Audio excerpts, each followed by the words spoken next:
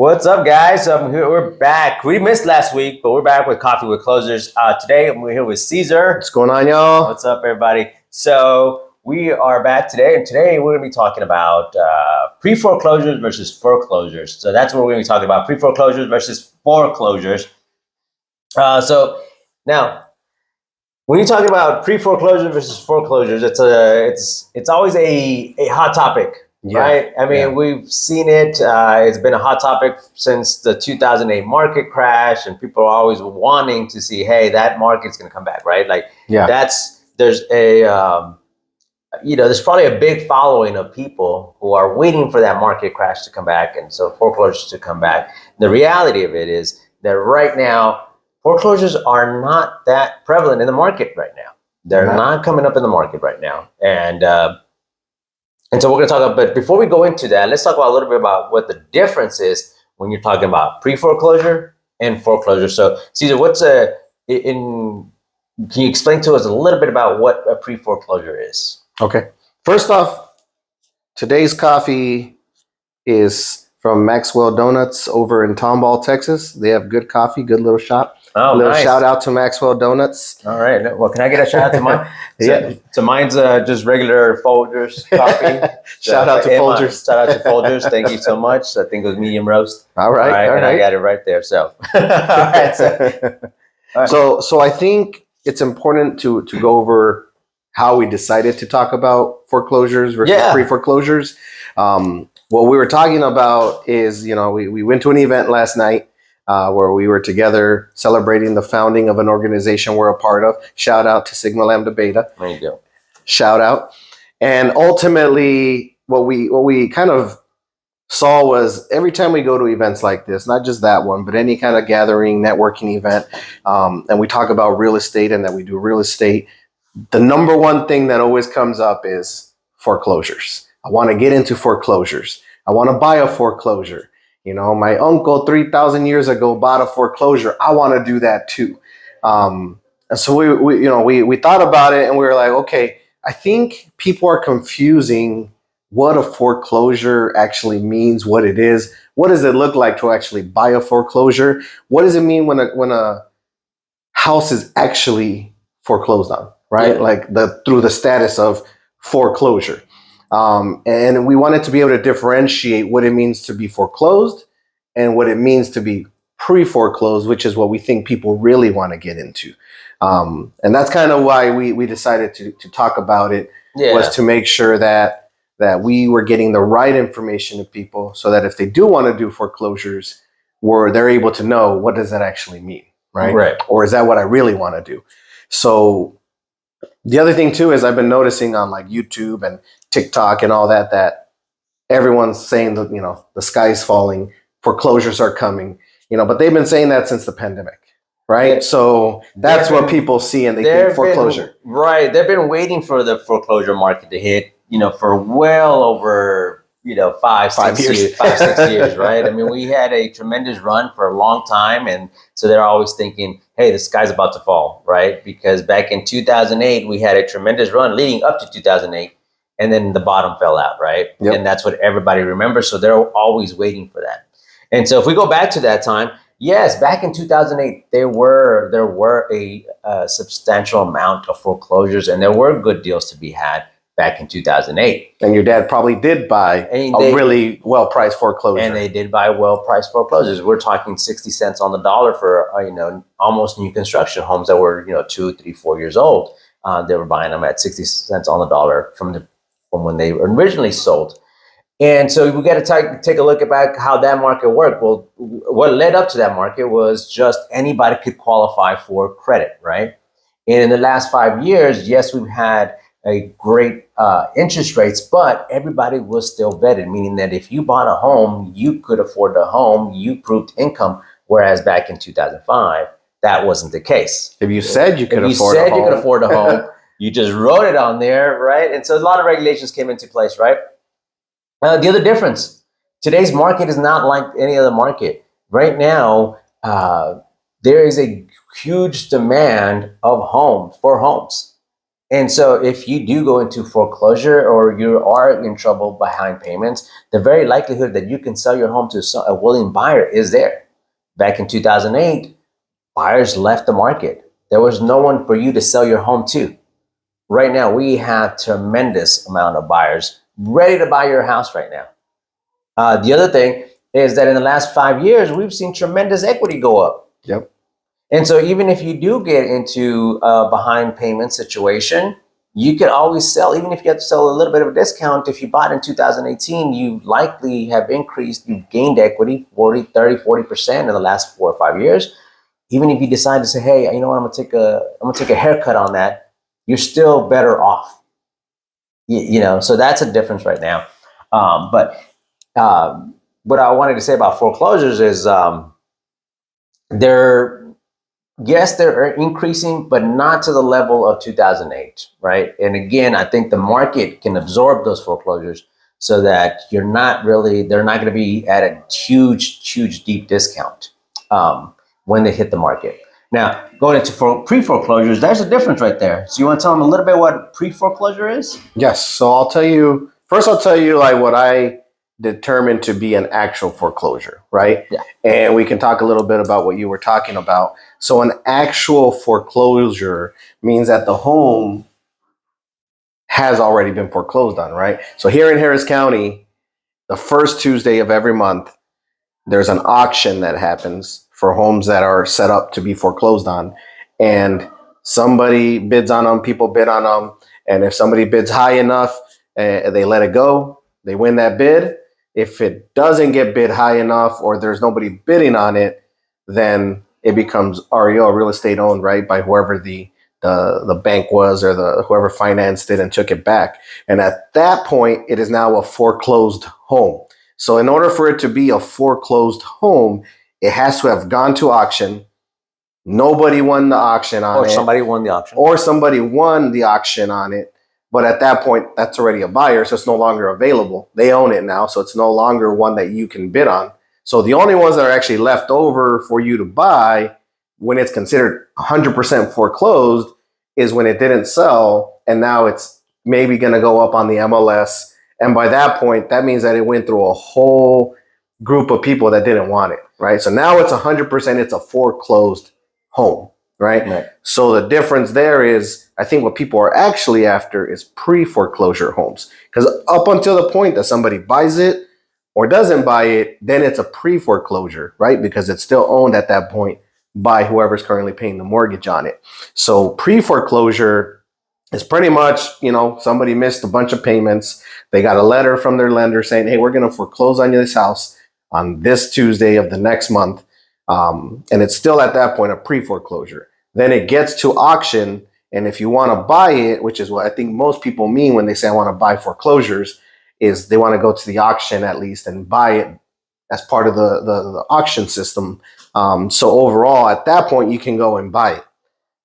So at that point, up until that point, it's still pre-foreclosure because it hasn't officially been foreclosed on. Until that date, and that's when the transfer of ownership. That's when the previous owner no longer owns the property. They are no longer on title. That is when they actually, lose the property at that time. Yeah. So I think what's important to talk about, if you pretty much, if you get to that point, what does maybe that day look like or that process look like?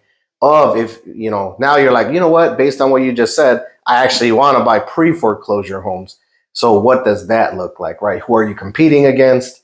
What does the process look like? Can you do it with a loan? Do you have to have cash? Like, what does all that look like? I think it's important to go over that so that people know and are prepared for if they even qualify to chase pre-foreclosure homes. Right. And I think so.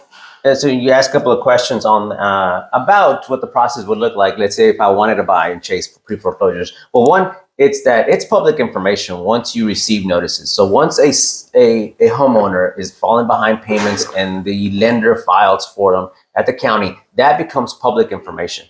And you can find that information by yourself digging through the county records or by subscribing to any number of services, and they'll let you know. So that's how you get your list. Right. Do you know of any services that someone could look into if they want to at least dig a little bit? Yeah, so you can go to foreclosehouston.com. That's a local Okay. one here. And I know that they have several counties. So they work with Harris County, Montgomery, some of the neighboring counties and other counties in Texas. So that's one service that you can tap into. Again, there's other ones. You can definitely do it yourself, do the legwork and go through the county websites and dig through that information. It's public information. So that's one way. And as far as how to purchase it, that is your conversation that you have with the seller. If they're a willing seller, if they're a willing seller and saying, hey, yes, I'm willing to sell your home, sell my home to you, then that's a different conversation that you have. And you have options at that point. As a buyer, you have options to finance it if it's financeable. I mean, we're assuming that the house is taken care of and that it can qualify for traditional financing, right?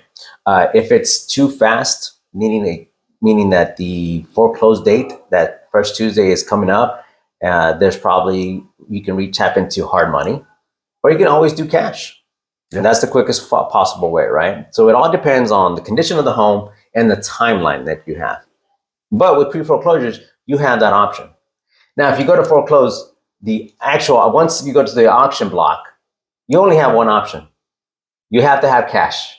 You have to have cash. Yeah. Or you have to have a rich uncle that lets you borrow cash. And that's the only way. So once it's forecloses and you go to the auction and you want to purchase at the auction, it's cash. You have to have cashier's checks. You got to checks. show up with a suitcase full of cash. You have to have, yes. Now, people don't show up to the auction house with a briefcase full of cash, but they do show up with a briefcase full of cashier's checks. You got all the criminals out there licking their lips cash, baby. Yeah, you're taking money out of your mattress, under your mattress. Yeah, no. Cashier's checks, right? But they do show up with a briefcase full of cashier's checks, not cash. And that's how you purchase. And that's the only option that you have. You can't go in there with your lender at the auction and say, hey, well, I got my lender, I'm pre-approved. That's not the way it works. So if you want options and you want to help that situation, you also minimize the competition when you go to pre-foreclosure. If you ever gone, and I suggest everybody go to the auction at least once to see what it actually looks like, I recommend everybody go so that you can get an experience and feel for it. It is an actual auction. There's someone there and they're bidding up the price. They may start with $50,000. And if you get too emotional and you don't know, you may be able to overbid since you don't know what you're buying. And you may get emotional with the bidding process and get competitive, right?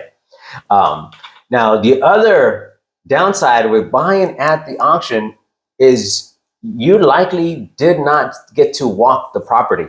Nope. You do not get to walk the property. It's not like these houses are listed and saying, hey, everybody walk the property before you go bid on it. No. The only way is that if you actually reach to the homeowner before, and this is in the pre-foreclosure stage, and you asked if you could walk or try to negotiate with them. So that's another advantage we're working with pre-foreclosures, is that you at least have the ability to walk the home and know what you're buying. In a foreclosure situation, you gamble and you risk it. If you know what you're doing, then go for it. If not, you may be in a situation where you can get stuck. Yeah. So anything else with the advantages of a pre-foreclosure versus I think you made a really good distinction as far as a differentiation between two different kinds of pre-foreclosures, right? And what I mean is they're both pre-foreclosures, but the timeline's different. So the auction is still a pre-foreclosure because it hasn't been foreclosed on, but literally it's a last chance. You're bidding in front of people. That's where you're going to buy it for the highest possible price, because sometimes people bid on it just to win and say, ha, I got more money than you. It becomes a pride thing. And unless you're willing to overbid and overpay for a product that isn't worth that much, sometimes the auction for me is not the best place to buy a pre-foreclosure, right? And most people that we know that want to buy a home pre-foreclosure, or as they say, foreclosure, they don't have the cash to buy a cashier's check. Because if you're going to buy a home that you're willing to bid $200,000 on, or let's just say 180 or 195, you can't get the exact amount because you don't know what it's going to sell for. So if you're willing to go up to 200, you take $200,000 that you paid to have a cashier's check written for you, and if it sells for 185, they got to reimburse you that 15,000. So you can't assume I'm going to get change at the auction. They don't do change. They'll cut you a check, but it's a little longer process than just going to the bank, right? So that's at the end of the line, last chance to buy a pre-foreclosure before it becomes a foreclosure. And then what you were talking about is pre-foreclosure where it hasn't gone to auction yet. You can still talk to the seller. There's still time to be able to get a better deal on it, because for them, it's either they sell it for what they can get or lose it, right? So at that point is where it's a pre-foreclosure direct with the seller. Now, it doesn't mean because there's a better chance of getting a better deal that it's easier. Every investor in Houston or nationwide and every wholesaler is calling that list of people who are behind on their payments on the pre-foreclosure list and trying to get them to sell them the house for a good deal. So you have to be willing to call somebody who's already probably been called by thousands or hundreds or at least 50 other people to buy their house, and they might already be upset. And it's a little bit of a harder conversation because it's someone that's losing their house too. So it's not an easy conversation. It's in a sensitive situation. It's a sensitive situation. So it's not like you could just call them and say, hey, I want to buy your house, sell it to me, because they're going to tell you to kick rocks, right, as Alan would say, right? So it's two different timelines for pre-foreclosures.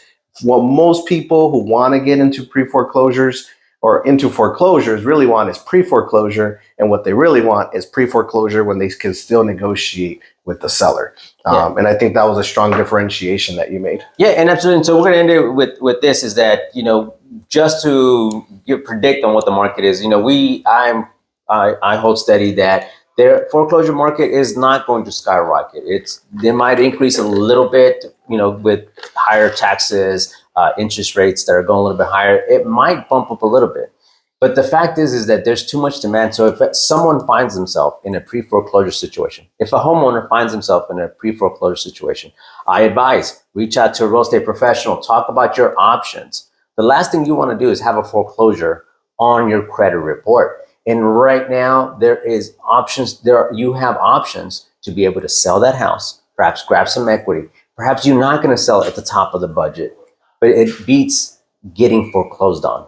Yeah. 9 times out of 10, you can get out of that situation. So just talking to a real estate professional, knowing your options and going from there. So in either situation, it benefits the end buyer, the investor who wants to buy it, and definitely benefits the homeowner avoiding foreclosure. So yeah, and I'll give you two final. I'll speak to two different audiences, right? For the people who want to get into this market and purchase for investment purposes, I think they got to know the differentiation. People are going to tell you, you're going to watch videos on how the sky's falling, foreclosures are coming. 2008, the reason a lot of people say, like my dad, my grandpa, my big brother bought a foreclosure is because in 2008, like it collapsed. There was nobody to buy those homes before they got foreclosed on. Like it was literally just nobody qualified. Boom. Nobody qualified. Lenders were tight. They didn't want to lend you money. Nobody was qualifying. So literally they went to auction, and after auction, there was a crap ton of homes still available. And that's where they went in and they bought those up, right? So there was good inventory left over after the auction. Yes. Right now, all the good inventory is pretty much gone before the auction. Before you get to the auction, during the pre-foreclosure, the actual pre-foreclosure process, that's where it'd be in. And then anything that's left over, you are literally bidding against hundreds of other investors going after that one or two good properties that hit the auction block. Yeah. And so anything left over after that, there wasn't enough equity into the home to make it a viable investment for those guys. Yeah. So change your language. You're not going after foreclosures right now. You're going after pre-foreclosures, right? So that's for people looking to get in and buy. For someone in a situation where you might be getting foreclosed on, something cool to know, as long as you have a traditional lender, is that if you reach out to try to do, let's say you want to, you're right around the corner, you're within 30 days of getting foreclosed on, there's an option to list your house on the market and see if you could sell it faster than you can get foreclosed on. So one of the cool things is through helping people in those situations, you find things out, right? One of the things that we found out is that a lender, if you try to call in to get a restructure of your mortgage, and they start you with sending an application, and then you fill out the application, and so at that point they're trying to help you, right? If a lender is trying to help you through restructuring your mortgage, they can't foreclose on you within 30 days until after 30 days of having tried to help you. So that means as long as they're actively helping you, they can't foreclose on you, right? So we know a couple of things. If they're helping you and your 30-day window gives you where it lands after the first Tuesday of the month, now you know you have another 30 days before they can officially foreclose on you. But if that 30 days lands after the following first Tuesday of the month, then they're not going to foreclose on you until the following. So you ultimately can gain an extra 30 to 60 days on top of your 30-day window of an extension. So that's why it's important to work with somebody that knows what they're doing if you want to try to do that. It's hard to do it on your own, but there is a way to do it. So if you're in that situation, feel free to reach out and see what options there are. At the end of the day, we want to try to help everybody out. So getting this information out to you, hopefully saves at least one house or puts some money in someone's pocket before they lose their home. Yeah, absolutely. All right, guys. Well, if you have any questions or you think that, perhaps the foreclosure industry, we like to hear from you guys. We want to know what do you guys think? Do you guys think that foreclosures are going to go up? Or do you guys think that it's going to be steady and, very little foreclosure inventory out there? I don't know. We like to hear from you guys. So, all right, until next week. See you guys. All right, guys. Take care. Bye.